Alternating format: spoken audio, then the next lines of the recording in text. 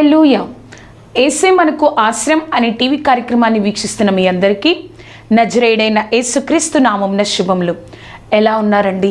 దేవుడు తన రెక్కల చాటున మనల్ని భద్రపరిచి మరొక వారాన్ని మనకు అనుగ్రహించిన దేవాది దేవునికి సమస్తమైన మహిమ ఘనత ప్రభావాలు కలుగును గాక. ఈ యొక్క వారం కూడా ఆ గొప్ప దేవుడు మనతో మాట్లాడాలని ఆశపడుతూ ఉన్నారండి. ముందుగా మన యొక్క హృదయాలను సిద్ధపరచుకుందాం, ప్రార్థన చేసుకుందాం. సర్వోన్నతుడా, సర్వాధికారి, సర్వశక్తిమంతుడా తండ్రి, గత వారమంతా కాచి కాపాడి నీ కృపతో నింపిన దేవా తండ్రి, ఈ వారం కూడా ప్రభా ఎవరైతే నీ యొక్క బిడ్డల యొక్క కార్యక్రమాన్ని వింటా ఉన్నారో వారందరితో నువ్వు మాట్లాడండి, నీ కృపను అనుగ్రహించండి. నీ గొప్ప కార్యం మా జీవితాల్లో జరగాలయ్యా ప్రభా. ప్రతి ఒక్కరం నీ సన్నిధిని మేము అనుభవించాలి దేవా. నీ కార్యంతో నింపండి సర్వశక్తిమంతుడా. నీ కృపను అనుగ్రహించండి, నువ్వే సహాయంను దయచేయండి, తోడేండి నడిపించండి. సర్వాధికారి, సర్వశక్తిమంతుడా నీ కృపా రెక్కల క్రింద భద్రపరిచి బలపరచయ్యా, సహాయంతో నింపండి. ప్రతిదిని యొక్క అధికారంలోనికి తీసుకొనండి. నజరేయుడైన యేసుక్రీస్తు నామమున అడిగి వేడుకొంచున్నాము తండ్రి. Amen, amen, amen. ఈ వారం మన యొక్క వాక్య ప్రసంగ అంశంగా కీర్తనలు 107 కీర్తన 8వ వచనం. కీర్తనలు 107 కీర్తన 8వ వచనం. ఆయన కృపను బట్టి నరులకు ఆయన చేయు ఆశ్చర్య కార్యములను బట్టి వారు యెహోవాకు కృతజ్ఞతాస్తుతులు చెల్లించుదురుగాక. మరొకసారి చదువుకుందామండి. కీర్తనలు 107 కీర్తన 8వ వచనం. ఆయన కృపను బట్టి నరులకు ఆయన చేయు ఆశ్చర్య కార్యములను బట్టి వారు యెహోవాకు కృతజ్ఞతాస్తుతులు చెల్లించుదురుగాక. ఈ వారం మన యొక్క వాక్య ప్రసంగాంశం, నీ జీవితంలో దేవుడు ఎన్నో మేలులు చేశారు, కృతజ్ఞత కలిగి ఉండు. నీ జీవితంలో, నా జీవితంలో దేవుడు ఎన్నో మేలులు చేశారు, మనము కృతజ్ఞత కలిగి ఉండాలి. నువ్వు నేను కొన్ని రోజుల నుంచి ఒక విషయంలో, ఏదైనా ఒక విషయంలో, మన జీవితంలో ఒక విషయం గురించి ప్రార్థన చేస్తాం.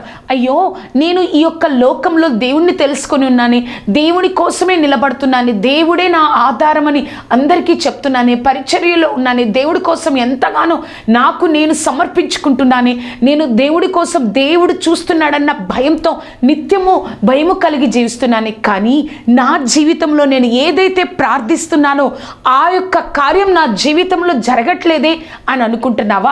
నువ్వు ఆ కార్యాన్ని చూస్తున్నావు, కానీ నువ్వు నీకు తెలియకుండా దేవుడు నీ జీవితంలో ఎన్నో మేలులు చేశారు.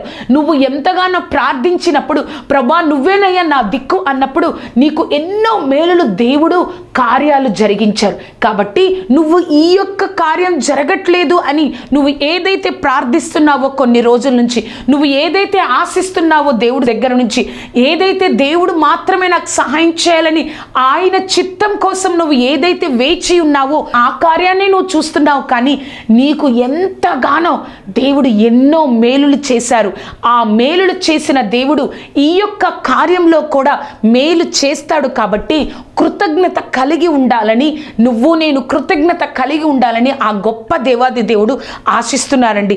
మనం చదివిన వాక్యంలో 107 కీర్తనలో అక్కడ చూసినట్లయితే అక్కడ ఎన్నోసార్లు ఉంటుందండి. 107 కీర్తన 8వ వచనంలో, 107 కీర్తన 15వ వచనంలో, 107 కీర్తన 21వ వచనంలో, 107 కీర్తన 22, 23 వచనాలలో ఆ యొక్క కీర్తనలో ఏముంటుందో తెలుసా? ఆయన కృపను బట్టి నరులకు ఆయన చేయు ఆశ్చర్య కార్యములను బట్టి వారు యెహోవాకు కృతజ్ఞతాస్తుతులు చెల్లించుదురుగాక. మనము కూడా దేవుడు ఎన్నో గొప్ప కార్యాలు చేశారు. ఈ యొక్క కార్యం జరగట్లేదని నువ్వు ఏదో ఆలోచించద్దు. నీకు ఎన్నో మేలులు చేసిన నీ యొక్క జీవితంలో ఎన్నోసార్లు ప్రతి ఒక్క ఇబ్బంది నుంచి, ఇరుకు నుంచి, ప్రతి ఒక్క సమస్య నుంచి, అనారోగ్యం నుంచి ఎన్నో మేలులు చేశారు. అప్పుడు చేసిన దేవుడు ఈ యొక్క కార్యంలో, ఈ యొక్క సమయంలో దేవుడు మనతోనే మాట్లాడుతున్నాడు. తప్పకుండా చేస్తాను, అప్పుడు చేశాను కదా, ఇప్పుడు నువ్వు కృతజ్ఞత కలిగి ఉండు, విశ్వాసం కలిగి ఉండు. దేవుడు కార్యాలను మనము కల్లారా చూస్తామని ఆ దేవుడు, గొప్ప దేవుడు మనతో మాట్లాడుతున్నారు. అసలు ఆయన యొక్క బిడ్డల జీవితంలో దేవుడు ఎటువంటి కృతజ్ఞత కలిగి ఉన్న వారి జీవితంలో ఏ విధంగా దేవుడు ఉన్నారు, కృతజ్ఞత లేకుండా వారి జీవితంలో ఏ విధంగా దేవుడు కార్యం చేశారో మనం 3 విషయాల్లో ఈ రోజు నేర్చుకుందాం. మన యొక్క వాక్య ప్రసంగ అంశం, నీ జీవితంలో దేవుడు ఎన్నో మేలులు చేశారు, కృతజ్ఞత కలిగి ఉండు. మొట్టమొదటిగా దేవుడు చేసిన మేలులు మర్చిపోతే మన జీవితాలు ఎలా ఉంటాయి? దేవుడు చేసిన మేలును నువ్వు నేను మర్చిపోతే మన జీవితాలు ఎలా ఉంటాయి? చూడండి, ఈ లోకంలో మనము ఎవరన్నా వ్యక్తి మనకు సహాయం చేస్తే మనం ఏం చెప్తాం? వారికి కృతజ్ఞతలు చెప్తాం. అనేక సార్లు ఆ వ్యక్తి గురించి వేరే చోట కూడా సాక్ష్యం చెప్తాం. ఆ వ్యక్తి నాకు ఇటువంటి ఇబ్బందులో, ఇటువంటి ఆ యొక్క సమయంలో నాకు సహాయం చేశాడు. ఇంకా ముందుకెళ్ళి ఏం చెప్తామో తెలుసా? ఈయన దేవుడు లాగా వచ్చి ఆ యొక్క సమయంలో నాకు సహాయం చేశారు. ఆ యొక్క ఇబ్బందులు, ఆ యొక్క అనారోగ్యంలో, ఆ యొక్క సమస్యల్లో నాకు సహాయమును చేశారని ఆ యొక్క వ్యక్తికి కృతజ్ఞతాస్తుతులు చెప్తాం. అనేక మందికి సాక్ష్యం చెప్తాం. కానీ అదే వ్యక్తి గురించి నువ్వు నేను మర్చిపోతే ఎలా ఉంటుంది? ఆ వ్యక్తి నమ్మక ద్రోహం చేశారు అని చెప్తాడు కదా. నమ్మించారు, నేను నమ్మాను వారిని, కానీ ఆ విధంగా వారు నేను చేసిన మేలుని మర్చిపోయారు. కానీ నువ్వు నేను బ్రతకడానికి, నువ్వు నేను ఆ స్థితిలో ఉండడానికి దేవుడు చేసిన మేలులను మనం జీవితంలో మర్చిపోతున్నామండి. కొన్ని నెలల నుంచి, సంవత్సరాల నుంచి, వారాల నుంచి మన జీవితంలో దేవుడు చేసిన మేలను మనం మర్చిపోయే స్థితిలో మనం ఉన్నామని ఆ గొప్ప దేవాది దేవుడు చెప్తున్నారు కదా.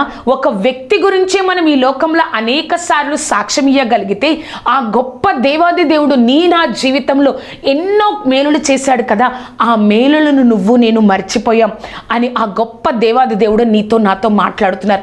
అసలు ఈ ఫస్ట్ పాయింట్లో ABCD చూద్దామండి. మేలులు మర్చిపోయిన వారి జీవితాలు ఏ విధంగా ఉంటాయో ABCD చూద్దాం. ఏలో చూసినట్లయితే దేవుడు చేసిన మేలను మరచిపోతే దేవుడు కోపానికి గురి అవుతాము కదా. నిజంగా గురి అవుతామా? మనం దేవుడు చేసిన మేలను మర్చిపోతే ఆయన యొక్క కోపం మన మీద ఉంటుంది. న్యాయాధిపతులు 2వ అధ్యాయము 10 నుండి 12 వచనాలు. ఆ తరము వారందరూ తమ పితరుల యొద్దకు చేర్చబడిరి. వారి తరువాత యెహోవానైనను ఆయన ఇశ్రాయేలు కొరకు చేసిన కార్యములనైనను ఎరుగని తరం ఒకటి పుట్టగా, ఇశ్రాయేలు యెహోవా కనులెదుట కీడు చేసి ఐగుప్తులో నుండి వారు రప్పించిన తమ పితరుడైన యెహోవాను విసర్జించి బయలు దేవతలను పూజించిరి. తమ చుట్టూనున్న జనుల దేవతల్లో ఇతర దేవతలను అనుసరించి వాటిని అనుకరించి యెహోవాకు కోపమును పుట్టించిరి. వారంట ఆ యొక్క ఇశ్రాయేలు ప్రజలు ఎంతగానో దేవుడు వారి జీవితంలో గొప్ప కార్యాలు చేస్తే వారు ఏం చేశారంటే దేవుణ్ణి విసర్జించారు, పక్కన పెట్టారు. అప్పుడు ఏం జరిగిందంటే దేవుడికి వారి మీద కోపం కలిగింది. చూసారా, మనకి ఎంత భయంకరంగా ఉండదో ఆ యొక్క దేవుడి కోపం ఆ ఇశ్రాయేలు ప్రజల మీద ఉంటే ఎలా ఉంటుందండి? ఎంత భయంకరమైన స్థితి. మనము కూడా దేవుడు చేసిన మేలను మనం మరచిపోతే మన జీవితాల మీద, మన కుటుంబాల మీద దేవుడి కోపం ఉంటుంది. అన్ని ఇచ్చిన దేవుణ్ణి మరిచిపోయి ఆశీర్వాదం వైపు చూస్తున్నావు, కానీ ఆశీర్వదించిన దేవుణ్ణి నువ్వు నేను మర్చిపోతే ఇశ్రాయేలు ప్రజల్లాగా వారు పూర్తిగా దేవుణ్ణి విసర్జించారు. వారు కళ్ళారా కొన్ని అద్భుతాలు చూశారు. ఎర్ర సముద్రాన్ని దాటడం, ఆ ఇశ్రాయేలు ప్రజలు అందరూ ఐగుప్తు దేశంలో ఉన్నప్పుడు ఐగుప్తు ప్రజల కంటే ఇశ్రాయేలు ప్రజల్ని దేవుడు ఏ విధంగా కాచి కాపాడాడు అవన్నీ వారు చూసి కూడా వారు దేవుడిని పక్కన పెట్టేశారు. వారి మీద దేవుడి కోపం ఉంది. అంటే మనము కృతజ్ఞత లేకపోతే, దేవుడు చేసిన మేలును మర్చిపోయి జీవిస్తే మన జీవితాలలో, మన కుటుంబాల మీద దేవుడి కోపం ఉంటుంది. ఆ ఫస్ట్ పాయింట్లో B చూసినట్లయితే దేవుడి చేసిన మేలును మర్చిపోతే దేవుడు మనకు శత్రువు అవుతారు. న్యాయాధిపతులు 2వ అధ్యాయము 14-15 వచనం. అప్పుడు ఆ కోపాగ్ని వల్ల ఏం జరిగిందో తెలుసా? ఆ యొక్క దేవుడు చేసిన మేలును మర్చిపోవడం వల్ల దేవుడి కోపం ఆ ఇశ్రాయేల్ ప్రజల మీద ఉంది. అప్పుడు ఏం జరిగిందంటే యెహోవా కోపాగ్ని ఇశ్రాయేల్ మీద ఉండెను. ఆయన దోచుకొని వారి చేతికి వారిని అప్పగించెను. వారు ఇశ్రాయేలును దోచుకొనిరి. ఆయన వారు చుట్టూ ఉన్న వారి శత్రువుల చేతికి వారిని అప్పగించెను గనుక వారు తమ శత్రువుల ఎదుట నిలవలేకపోయిరి.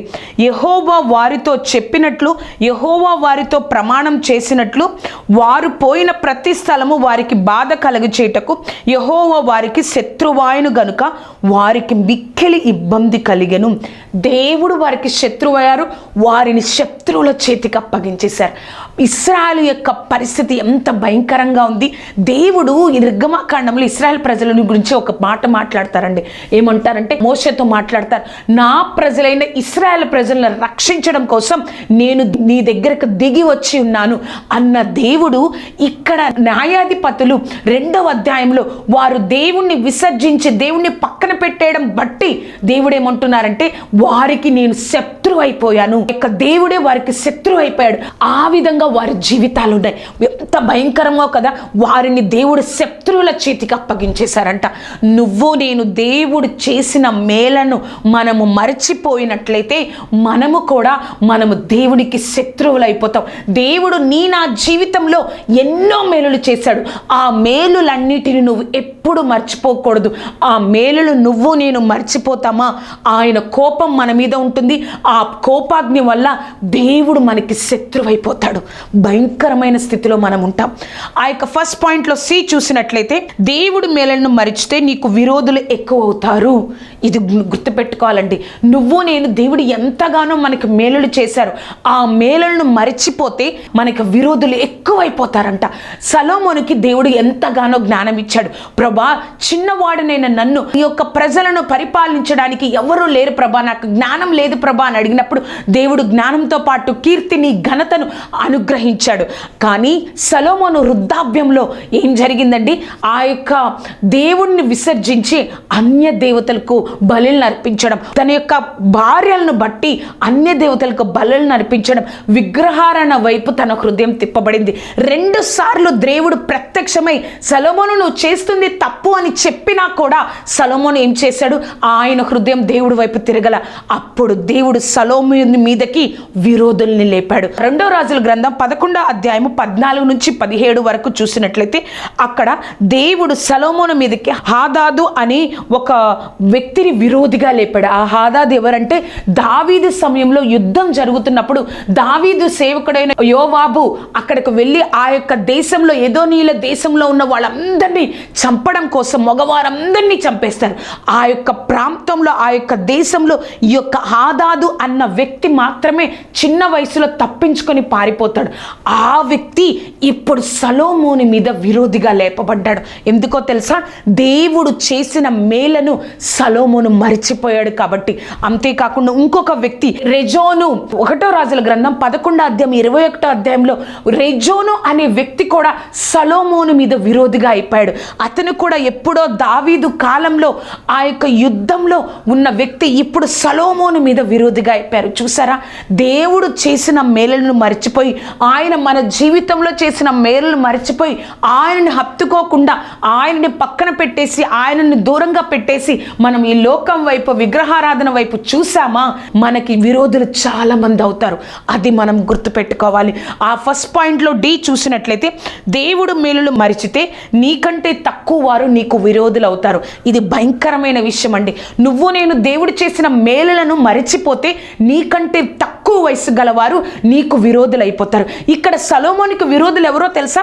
1వ రాజుల గ్రంథము 11వ అధ్యాయము 26వ వచనం. 1వ రాజులు 11వ అధ్యాయం 26వ వచనం. మరియు సొలొమోను సేవకుడైన యరొబాము సహా రాజు మీదకి లేచెను. విరోధిగా లేచాడు. ఎవరు? సొలొమోను సేవకుడు. సొలొమోను దగ్గర కొన్ని సంవత్సరాలు, ఆ యొక్క 40 సంవత్సరాలు సేవకుడు ఉన్న అతను తన యొక్క వృద్ధాప్యంలో దేవుడు చేసిన మేలులను సొలొమోను మర్చిపోయాడని ఆ సేవకుడు విరోధంగా సొలొమోను మీదకి విరోధంగా లేపబడ్డాడు. నీకంటే తక్కువ వారు నీకు విరోధులైపోతారు. నీ మీదకి లేచేటట్లుగా దేవుడు అధికారం ఇస్తాడు. ఎంత భయంకరమో కదా. దేవుడు నీ యొక్క విషయంలో, ఈ యొక్క కార్యంలో దేవుడు కార్యం జరిగించట్లేదు అని నువ్వు కృతజ్ఞత కలిగి ఉండకపోతే ఇటువంటి భయంకరమైన స్థితిలో వెళ్ళాలి. ఏంటి అండి? కోపాగ్నికి గురి అవ్వాలి. దేవుడే మనకు శత్రువు అయిపోతాడు. అంతేకాకుండా దేవుడు మేలులను మనం మర్చిపోతే మన మీదకి విరోధులు ఎక్కువ అవుతారు. అంతేకాకుండా మనకన్నా తక్కువ వయసు కలవారిని మన మీదకి దేవుడు రేపుతాడు. ఆ విధంగా మన జీవితాలు భయంకరమైన స్థితిలో ఉంటాయి. మన యొక్క వాక్య ప్రసంగ అంశము, నీ జీవితంలో దేవుడు ఎన్నో మేలులు చేశారు, కృతజ్ఞత కలిగి ఉండ. రెండవదిగా మనం చూస్తే దేవుడు చేసిన మేలులు మరవకుండా ఉంటే జీవితాలు ఎలా ఉంటాయి, దేవుడు చేసిన మేలులు మరచిపోతే జీవితాలు ఎలా ఉంటాయో ఫస్ట్ పాయింట్లో చూసాం. సెకండ్ పాయింట్లో దేవుడు చేసిన మేలులను మరచిపోకుండా ఉంటే మన జీవితాలు ఎలా ఉంటాయి కదా అండి. మనం ఎప్పుడు కూడా ఒక్క విషయాన్ని మనం మర్చిపోకూడదు. కొలసీలకు రాసిన పత్రిక 2వ అధ్యాయము 7వ వచనం, మీరు నేర్చుకున్న ప్రకారము విశ్వాసం నందు స్థిరపరుడుచు కృతజ్ఞతాస్తుతులు చెల్లించుట యందు విస్తరించుచు ఆయన యందు నడుచుకునుడి. మీరు నేర్చుకున్న ప్రకారం విశ్వాసమందు స్థిరపడుచు కృతజ్ఞత చెల్లించుచు ఆయన యందు నడుచుకునుడి. మనం విశ్వాసంలో కృతజ్ఞతలో కలిగి ఉండాలి. అంతేకాని దేవుడు నాకేం చేశారు, ఈ యొక్క కార్యం నా జీవితంలో ఎందుకు జరుగుతుంది, ఈ యొక్క ఆలస్యం నా జీవితంలో ఎందుకు జరుగుతుంది, ఈ యొక్క మేలు నా జీవితంలో జరగట్లేదు, అది కాదండి. దేవుడు నీ జీవితంలో ఎన్ని మేలులు చేశారో కృతజ్ఞత కలిగి విశ్వాసం కలిగి ఆయన యందు మనం నడుచుకోవాలని ఆ గొప్ప దేవాది దేవుడు నీతో నాతో మాట్లాడుతున్నారు. మనం ఎప్పుడు కూడా విశ్వాసంతో కృతజ్ఞత కలిగి ఆయన యందు ఆనందించుతూ ఆయనతో నడిచి ఉండడమే దేవుడు కోరుకుంటుంది.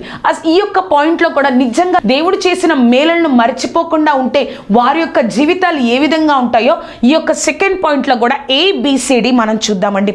ఆ సెకండ్ పాయింట్లో చూస్తే ఏ స్థితిలో అయినా దేవుడిని స్తుతించగలిగే ఆత్మీయ స్థితి మనకు ఉండాలి. ఏ స్థితి అయినా దేవుణ్ణి స్తుతించగలిగే ఆత్మీయ స్థితి ఉండాలి.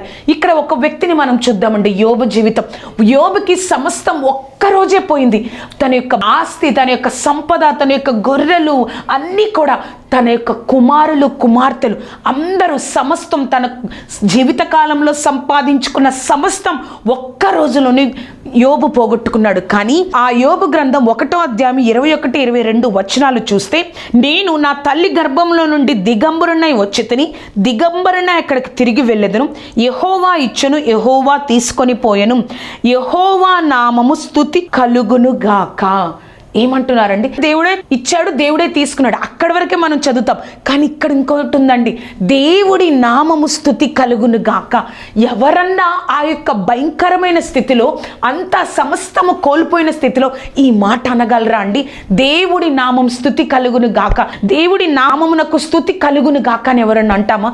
ఆ 22వ వచనంలో, ఈ సంగతులలో ఏ విషయం అందేను యోబు ఏ పాపము చేయలేదు, దేవుడు అన్యాయము చేసినని యోబు చెప్పల. ఏ విషయంలో కూడా దేవుడు పాపం చేశాడు, నా విషయంలో తప్పు చేశాడు, అన్యాయం చేశాడని యోబు చెప్పల. మనము ఏ స్థితిలో అయినా దేవుడిని స్తుతించగలిగే ఆత్మీయ స్థితి నీకు నాకు ఉండాలి. ఆ సెకండ్ పాయింట్లో B చూస్తే, మేలును అనుభవించిన మనము కష్టాలలో పాపం చేయకూడదు.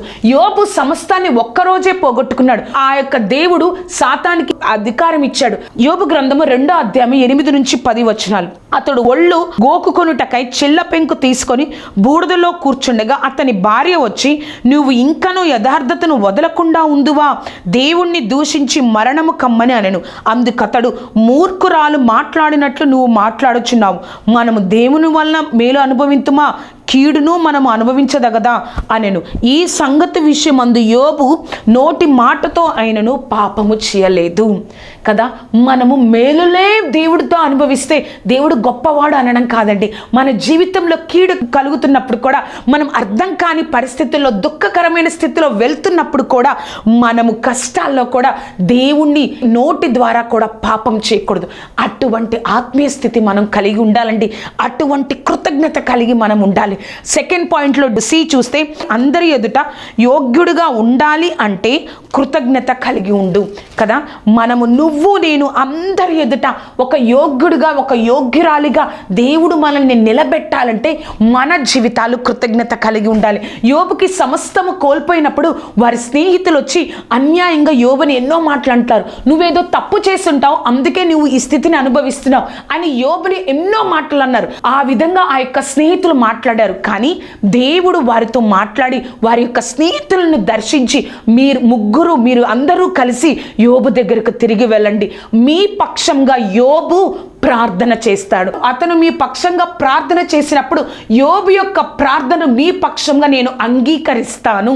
చూడండి, ఎంతగానో యోబు కష్టాల్లో ఉన్నప్పుడు వారు వచ్చి నువ్వు పాపం చేసావు, తప్పు చేసావు అన్నప్పుడు, కానీ ఇప్పుడు కృతజ్ఞత కలిగి ఉన్నాడు కాబట్టి యోబు మరలా ఆ యొక్క స్నేహితుల ఎదుట యోబును ఒక యోగ్యుడిగా దేవుడు నిలబెట్టాడు కదా. ఒక వచనాన్ని మనం చూద్దాం. 42వ అధ్యాయము 9వ వచనం. తిమానీయుడైన ఎలిఫేజును బిల్యాదును పోయి యెహోవా తనకు ఆజ్ఞాపించినట్లు చేయగా యెహోవా వారి పక్షంన యోబును అంగీకరించెను. 10వ వచనం అండి.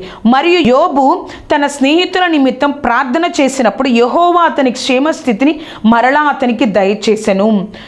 మరియు యోబునకు పూర్వము కలిగిన దానంతటి కంటే 2 అంతలుగా యెహోవా అతనికి దయచేసను. దేవుడు గొప్పగా వారిని నిలబెట్టారు. ఒక యోగ్యుడిగా యోబును ఎవరైతే దూషించారో, ఎవరైతే బాధపరిచారో వాళ్ళ ఎదుట యోబును ఒక యోగ్యుడిగా నిలబెట్టగలిగారంటే యోబు ఏ విషయంలో పాపము చేయలేదు, దేవుడు అన్యాయము చేశాడు అని యోబు చెప్పలేదు. చివరిగా సెకండ్ పాయింట్లో డి చూస్తే కృతజ్ఞత నిన్ను ఆశీర్వదిస్తుంది. యోబు గ్రంథము 42వ అధ్యాయము 16వ వచనములో, అటు తర్వాత యోబు 140 సంవత్సరములు బ్రతికి తన కుమారుల కుమారులను 4 తరం వరకు చూచెను. పిమ్మట యోబు కాలము నిండిన వృద్ధుడై మృతి నొందెను. చూసారా, 4 తరాల వరకు యోబు ఆ యొక్క కుమారులను చూశారంట. కృతజ్ఞత కలిగి ఉన్నాడు. ఆయన యొక్క కష్టాల్లో, బాధల్లో దేవుణ్ణి స్తుతించే ఆ యొక్క ఆత్మీయ స్థితి, దేవుడికి కృతజ్ఞత చెప్పే ఆత్మీయ స్థితి యోబు జీవితంలో ఉంది కాబట్టి యోబు ఆశీర్వాదాన్ని చూశాడు. నువ్వు నేను కూడా ఏదో కార్యం జరగట్లేదే, ఏంటి నా జీవితం ఈ విధంగా ఉంది అని నువ్వు అనుకుంటున్నావు. కానీ నువ్వు కృతజ్ఞత కలిగి ఉంటే దేవుడు నిన్ను ఈ విధంగా గొప్పగా ఆశీర్వదిస్తాడు. అందరికంటే ఒక యోగ్యుడిగా, అందరి ముందు ఒక యోగ్యుడిగా నిలబెడతాడు. నిన్ను దేవుడు ఆశీర్వదిస్తారు. మన యొక్క వాక్య ప్రసంగ అంశము, నీ జీవితంలో దేవుడు ఎన్నో మేలులు చేశారు, కృతజ్ఞత కలిగి ఉండు. ఫస్ట్ పాయింట్లో మనం చూసాం, దేవుడు చేసిన మేలులు మర్చిపోతే జీవితాలు ఎలా ఉంటాయో చూసాం. సెకండ్ పాయింట్లో దేవుడు చేసిన మేలులు మర్చిపోకుండా ఉంటే మన జీవితాలు ఎలాగుంటాయో చూసాం. చివరిగా కృతజ్ఞత కలిగి విశ్వాసంలో ఉండు, దేవుడు నీకు సహాయం చేస్తారు కదా. మనం ఇంతగా నేర్చుకున్నాం. కృతజ్ఞత కలిగి విశ్వాసం కలిగి ఉండు, దేవుడు నీ జీవితంలో తప్పకుండా సాయం చేస్తారు. మనల్ని ఇశ్రాయేలీయులకు సొలొమోను జీవితాన్ని దేవుడు మన ఎదుట ఉంచాడు. అంతేకాకుండా యోబు జీవితాన్ని మన ఎదుట ఉంచాడు. నువ్వు ఏది అనుసరిస్తావు? విశ్వాసం కలిగి, కృతజ్ఞత కలిగి నీ జీవితాన్ని కొనసాగించు. దేవుడు తప్పకుండా నీ జీవితంలో సహాయం చేస్తారు. ఫిలిప్పీలకు రాసిన పత్రిక 4వ అధ్యాయము 6వ వచనం. దేనిని గురించి చింతపడకుడి, కానీ ప్రతి విషయంలోనూ ప్రార్థన విజ్ఞాపనముల చేత కృతజ్ఞత పూర్వకంగా మీ విన్నపములను దేవునికి తెలియచేయుడి. ఏ విషయం గురించి భయపడదు. బైబిల్లో ఉంటుంది కదండి, ఆయన ఆజ్ఞ లేకుండా మన తల వెంట్రుకలు కూడా ఉండవని. కానీ మన దగ్గరకు ఆయనకి తెలియకుండా ఒక బాధ, ఒక కష్టం, ఒక నష్టము, ఒక కన్నీరు మన దగ్గరకు ఎలా వస్తుంది? ఆ విశ్వాసం, ఆ ధైర్యం మనకు ఉండాలి. కాబట్టి ప్రతి విషయంలో కృతజ్ఞత కలిగి ప్రార్థనా పూర్వకంగా దేవుడికి మన మొరలను వినిపించాలి. తర్వాత కీర్తనలు 111వ కీర్తన 1వ వచనం. యెహోవాను స్తుతించుడి, యథార్థవంతుల సభలోను సమాజంలోను పూర్ణ హృదయంతో నేను యెహోవాకు కృతజ్ఞతాస్తుతులు చెల్లించెదను. ఏ విధంగా అయితే దావీదు యెహోవాను స్తుతించిన, నా పూర్ణ హృదయంతో యెహోవాను స్తుతిస్తాను అని చెప్పిన రీతిగా మన బాధల్లో, కష్టాల్లో ఒక సంతోషంగా ఉన్నప్పుడే కాదు, కానీ దుఃఖంలో కూడా మనం చెప్పాలి. చివరిగా 1వ దినవృత్తాంతంలో 29వ అధ్యాయము 13వ వచనం. మా దేవా, మేము నీకు కృతజ్ఞతాస్తుతులను చెల్లించుచున్నాము, ప్రభావం గల నీ నామము కొనియాడుచున్నాము. ఎంత గొప్ప ధన్యతో కదా. అర్థమైంది కదా, దేవుడు నీకు ఎన్నో మేలులు చేశారు. ఈ విషయంలో కూడా దేవుడు నీకు సాయం చేస్తారు. విశ్వాసంతో ఆ యొక్క కృతజ్ఞత కలిగి ఉండు, దేవుడు నీకు సాయం చేస్తారు. ప్రార్థన చేసుకుందామండి. సర్వోన్నతుడా, సర్వాధికారి, సర్వశక్తిమంతుడా, నాతో మాతో మాట్లాడిన దేవా నీకు వందనాలు. నీ గొప్ప కృపను అనుగ్రహించు దేవా, నీ నామాన్ని ఘనపరచుకో దేవా, నీకు కోట్లాది వందనాలు. ఆశ్చర్యకరుడా, అద్భుతకరుడా, నీ గొప్ప కార్యాన్ని మా జీవితంలో జరిగించండి తండ్రి. ఏ శోధన అధికారం ఉండకూడదయ్యా. ఏ స్థితి అయినా, ఏ నష్టమైనా, ఏ పరిస్థితి గుండా వెళ్తున్నా కూడా తండ్రి యోబు వంటి ఆత్మీయ స్థితి ప్రభా గొప్పగా మేము నిలబడడానికి ప్రభా ఆశీర్వాదం పొందుకున్నప్పుడే కాదు కానీ మా కష్టాల్లో నష్టాల్లో దేవుని నామం స్తుతింపబడును గాక అని మేము చెప్పగలిగే ఆత్మీయ స్థితిని మాకు అనుగ్రహించండి దేవా. నీ కృపతో నింపండి. ఈ కార్యక్రమాన్ని చూస్తున్న వారు ప్రభా నువ్వు నాకు ఎన్నో మేలులు చేసావయ్యా, ఈ యొక్క కార్యం జరగట్లేదని, ఈ యొక్క విషయంలో నా యొక్క సమాధానం రావట్లేదని నీ దగ్గర నుంచి నేను ఎంతగానో ప్రభా విసిగిపోయాను, నన్ను క్షమించయ్యా. కృతజ్ఞత కలిగి నీ యొక్క సమయం కోసం నేను వేచి ఉంటాను ప్రభా అన్న ఒక్కసారి నీ బిడ్డల్ని జ్ఞాపకం చేసుకోదేవా. నీ కార్యాన్ని జరిగించయ్యా, నీ నామాన్ని ఘనపరచుకోదేవా. దేవా తోడే ఉండి నడిపించండి, నీ కృపా రెక్కల క్రింద భద్రపరచండి, వర్ధిల్లింపచేయండి. సర్వశక్తిమంతుడా నీ కార్యాన్ని జరిగించుకోదేవా. నీ నామ మహిమార్థము సహాయమును దయచేయండి. ఎవరైతే ఈ కార్యక్రమాన్ని చూసి ప్రభా నువ్వు నాకెన్నో మేలులు చేసావు, కృతజ్ఞత కలిగి ప్రభా ప్రతి విషయంలో ప్రార్థనాపూర్వకంగా కృతజ్ఞతాస్తుతులు చెల్లిస్తాను ప్రభా అని ఎవరైతే తీర్మానం తీసుకుంటున్నారో వారిని దర్శించయ్యా, నీ కృపలో నిలబెట్టండి. మాతో మాట్లాడిన దేవా, కేవలం నీ నామాన్ని మహిమపరుచుకున్న దేవా నీకు వందనాలు. నువ్వే నిలబెట్టండి, నీ కార్యం జరిగించండి. నజరేయుడైన యేసుక్రీస్తు నామమున అడిగి వేడుకొంచున్నాము తండ్రి. Amen, amen, amen.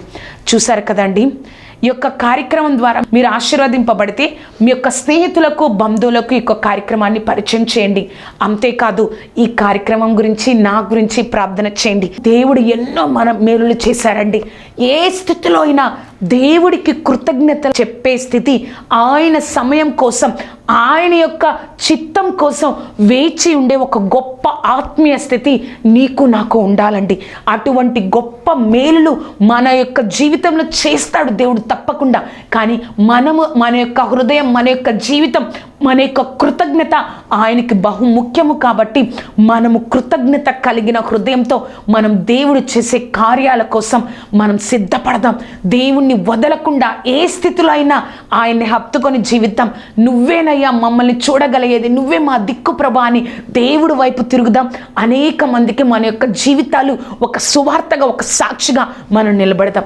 దేవుడు ఈ యొక్క వాక్యం ద్వారా అటువంటి ఆత్మీయ స్థితిని మనందరికీ అనుగ్రహించును గాక. దేవుడు మిమ్మల్ని దీవించును గాక. Amen, amen, amen.